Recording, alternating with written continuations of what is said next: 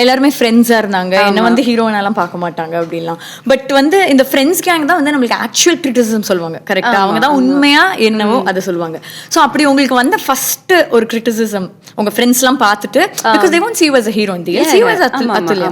So அந்த மாதிரி பார்த்துட்டு உங்ககிட்ட வந்து கொடுத்த ஒரு ஃபன்னி கமெண்ட் ஒரு கிரிட்டிசிசம் அப்படின்னா உங்களுக்கு ஏதாவது ஞாபகம் இருக்கா? இல்ல, நான் அந்த டைம்ல காலேஜ் படிக்கும்போது படம் ரிலீஸ் ஆகல. நான் ரிலீஸ் ஆக போகுது, நான் படம் நடிச்சிருக்கேன்னு சொல்லிட்டு இருந்தேன். அப்போ வந்து சும்மா அப்படி பார்த்துட்டு இருந்தாங்க.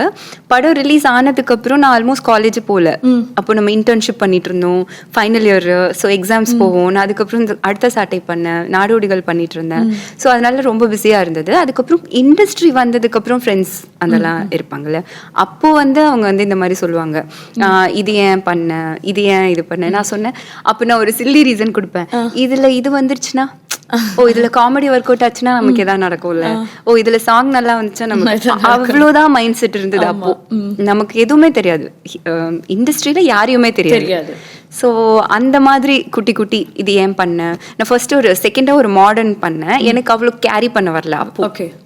ஸோ அதனால இது வந்து செட் ஆகல, இது நீ வந்து கரெக்டாக பண்ணும், நீ உன்னையே நீ மாற்றிக்கணும்.